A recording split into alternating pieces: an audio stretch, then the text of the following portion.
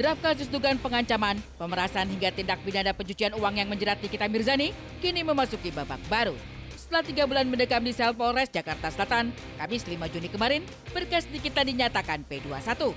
Di hari yang sama, artis yang akrab disapa Nyai itu muncul pertama kali dan langsung menjadi sorotan. Benarkah di balik penampilan necis dan modis Nikita terselubung kegelisahan dan ketakutan? Dan benarkah juga meski berada di penjara, Nikita tetap konsisten berkurban 6 ekor sapi di Idul Adha? Seperti apa juga momen Idul Adha yang mengalirkan rezeki berlimpah untuk Mama Ida, Ibunda Fadil Jaidi yang meraup keuntungan besar usai hewan kurbannya diborong Raffi Ahmad? Terlepas dari semarak perayaan Idul Adha, seperti apa cerita serba-serbi ibadah haji tahun ini? Benarkah banyak calon jemaah haji tidak memiliki visa haji hingga terlantar bahkan meninggal dunia? Seperti apa berkah Idul Adha yang mengalir bagi para pengepul kulit hewan kurban dan pengrajin beduk? Pemirsa, inilah Insert Investigasi.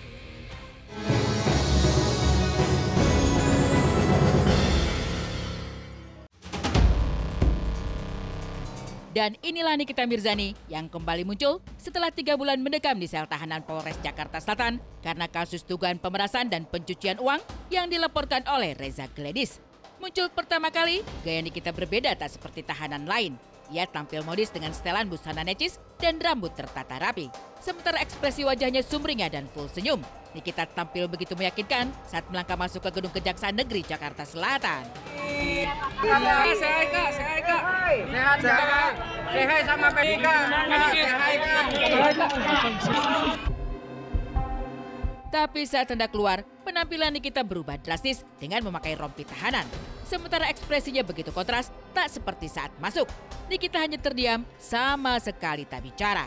Ia tampak tertekan, seakan kenyataan di dalam sana tak sesuai dengan harapannya.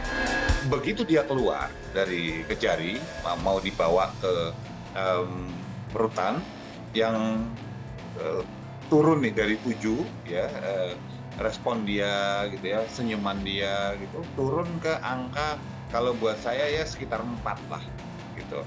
Nah, begitu keluar dari mobil, sudah di perjalanan, turun, udah mau masuk rutan, naik lagi tapi ke angka 5. Jelas dia santai, dia cuma titip aja sama saya. Proses hukum ini harus kita lalui nih, mau tidak mau, karena Niki sekarang ditahan. Penahanannya adalah 20 hari dan itu menjadi kewenangan jaksa penuntut umum. Nikita Mirzani harus mendekam di rumah tahanan Pondok Bambu, Jakarta Timur selama 20 hari ke depan. Selama di rutan, Nikita dikabarkan tak bisa dibesuk oleh pihak keluarga. Betapa inilah pil pahit yang harus ditelan Nikita atas dugaan pengancaman, pemerasan, hingga tindak pidana kasus pencucian uang. Melihat reaksi Nikita Mirzani yang tampak tertekan, benarkah membuat pihak Reza Gledis merasa semakin di atas angin? Setelah diserahkan nanti perkara dan barang buktinya, Saudari NM dan Saudara IM, untuk selanjutnya kita lakukan penahanan selama 20 hari ke depan. Untuk Saudara Saudara NM ada di rutan Pondok Bambu, sedangkan Saudara IM 20 hari ke depan ke rutan Cipinang. Saya advokat, saya punya hak, jadi saya insya Allah sepanjang itu adalah jam-jamnya memang pantas, jam-jam dibolehkan secara hukum, insya Allah kalau kita bertemu dalam rangka untuk proses pendampingan dan penegakan hukum, insya Allah sama petugas pasti diberi, tapi kan jamnya jam yang pantas, artinya jam kerja ya. Tapi kalau malam ya nggak mungkin. Jadi saya pikir itu adalah hak yang melekat yang diberikan kepada advokat untuk bisa bertemu dengan kliennya. Jadi tapi kita lah yang mau ingin bertemu yang harus tahu diri. Jamnya ya harinya hari kerja, jamnya jam kerja gitu ya. Nah, lain-lain saya nggak paham karena itu mungkin ada kebijakan, ada aturan, mekanisme dan mungkin SOP-nya yang saya tidak paham karena itu menjadi aturan baku dari Takti. Ini rutan ya sekarang ini, mohon maaf ini rutan. Itu mereka yang punya aturan, jadi saya tidak mungkin bisa menjangkau hal-hal yang saya tidak paham. Jelas ini bukan masalah puas atau puas nggak puas, tapi ini hal yang tidak kita inginkan, tapi mau bagaimana lagi karena ya kita pun butuh ketenangan, butuh keamanan, butuh kenyamanan. Mungkin ini salah satu cara kita untuk membela diri karena kita udah harus seperti apa lagi gitu. Lagi-lagi nih kita harus merasakan dinginnya tembok penjara untuk 20 hari ke depan. Semua berkas telah dinyatakan P21, pun juga sejumlah bukti untuk selanjutnya menjalani proses hukum telah diberikan. Namun mengenai kapan sidang akan dimulai, Niki belum bisa memastikan. Barangkali inilah yang membuat Nikita khawatir kalau kasusnya belum disidangkan, itu artinya ia semakin lama di tahanan. Sementara di luar sana, kehadirannya sangat dibutuhkan anak-anaknya. Tapi benarkah Nikita sudah punya bukti yang akan diungkap dalam persidangan nanti? Lantas, benarkah bukti tersebut membuat Reza Gladys mulai kalang kabut hingga mencoba menyeret pihak lain? Kita ikutin aja prosesnya, karena dalam sebuah persoalan hukum itu pada titik muara akhirnya itu adalah sebuah kebenaran. Kebenaran itulah yang kita akan cari di dalam perkara ini, dan saya yakin berdasarkan fakta-fakta yang kami temukan, saya yakin apa yang menjadi dugaan adanya tindak pidana pemerasan itu insya Allah tidak mungkin bisa dapat dibuktikan di dalam persidangan. Itu adalah keyakinan kami, karena ada beberapa unsur-unsur yang tidak perlu saya sampaikan, dan itu adalah menjadi kunci di dalam permasalahan ini. Untuk penahanan IM dan NM ini sebenarnya sudah lengkap ya. Berdasarkan BAP tambahan kemarin yang kami jalani pada saat itu, ada beberapa petunjuk, ada beberapa pertanyaan dari penyidik yang kami anggap itu adalah sebuah petunjuk. Nah, pertanyaan salah satunya adalah bagaimana si saksi O mengarahkan klien kami untuk berjumpa dengan tersangka IM dan NM dan menyarankan agar untuk mendatangi rumah saksi S. Adapun pasal yang disangkakan untuk kedua tersangka ini adalah yang pertama pasal 45 ayat 10 huruf A untuk pasal 27B ayat 2 Undang-Undang 11 tahun 2008 tentang ITE untuk pasal 55. Kemudian atau kedua pasal 369 ayat 1 KUHP untuk pasal 55 ayat 1 ke 1 KUHP. Dan yang berikutnya pasal 3 Undang-Undang nomor 8 tahun 2010 tentang pencegahan dan pemberantasan tindak pidana pencucian uang untuk pasal 55 ayat 1 ke 1. Untuk kedua kalinya hari raya Lebaran, Nikita Mirzani terpisah dari anak-anaknya. Meski berada di dalam tahanan, Nikita tak lepas tangan menunaikan kewajibannya berkurban di hari raya Idul Adha.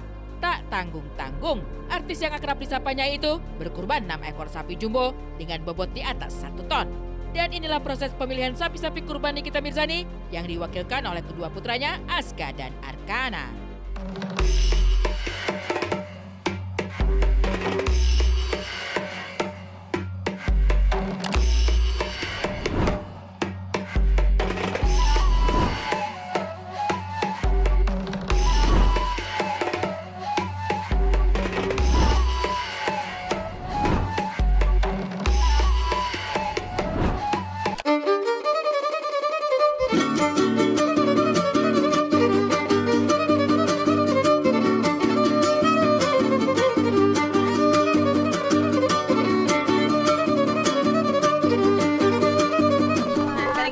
Tanya Bu nih, jadi Kaniki kan nyari sapi yang di atas 1 ton. Nah ini tuh yang dikeluarin atas 1 ton gak ya Bu? Iya. 1 ton sampai 1,2 1,2 ya? Betul. Kisaran harga sapi ukuran segitu berapa? 125 sampai 150. Tuh, 125 sampai 150 satu biji. Nah, jadi Kaniki bilang dia mau beli 5 ya? 5 atau 6. 5 atau 6. Tuh. Jadi sekarang kita cari-cari, udah pilih apa segala macamnya. Nah, kita tinggal ngobrol sama ibunya, oke? Apa yang dilakukan Nikita Mirzani dari dalam penjara untuk berkurban di Idul Adha tahun ini benar-benar membuat banyak orang terbelalak. Niki mencoba mematahkan anggapan miring orang tentang penderitaannya yang dilalui.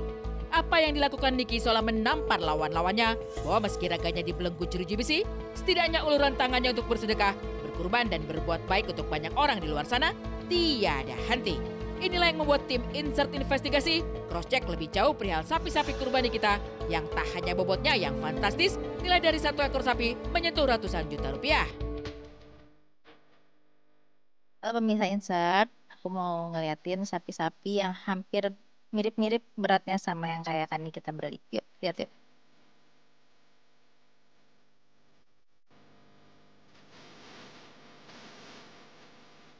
Nah, ini sapinya. Iya, hampir mirip tapi lumayan beda ya, sekitar 350 kiloan. Lebih besar kaniki ini sekitar 850 kilo. Dibeli kaniki 1,1 sampai 1,2-an. Jadi range-nya 1 ton sampai 1,2. Coklat muda. Ada yang putih, ada yang coklat tua. Kayaknya itu, oh enggak, itu lebih kecil juga. Yang coklat tua sama coklat Marlboro. Enggak sih, mirip-mirip sih mbak sapinya, cuman beda size aja. Kalau kaniki kan lebih gede, lebih berotot gitu, lebih ngisi lah. Iya, tulisnya Nikita. Bagian badannya dia sini. Bener, alhamdulillah waktu minggu lalu tiba-tiba ada adminnya WA, Kak aku mau lihat sapi, Kak Niki mau beli 5 ekor gitu. Langsung aku bilang, ya udah boleh main ke kandang aja, langsung pilih. Ya udah langsung dipilih sama anaknya juga. Enggak sih, sama-sama cuma beda-beda jenis. Ada yang diambil itu 3 jenis, ada yang sapi PO putih, ada yang limosin, ada yang simental. Warnanya coklat, warnanya putih, udah. Mm-mm.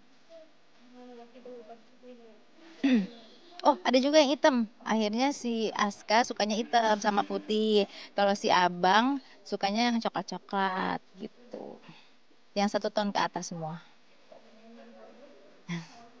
Ya lumayan, ya ada ratusan lah. Bandung 2, Jakarta 2, maksudnya Parung. Satu lagi ke rumahnya Kaniki, Petukangan. Ada juga yang buat ke Teteh. Teteh itu maksudnya si mbaknya ya. Dikirim ke kampung mbaknya, terus ada yang dikirim ke supirnya gitu mbak. Maksudnya dikirim ke kampung-kampungnya mereka. Dan seperti apa juga kisah Fadil Jaidi yang berkurban di Hari Raya Idul Adha dengan memborong hewan kurban milik sang ibu? Seperti apa kisahnya? Saksikan sesaat lagi hanya di Insert Investigasi.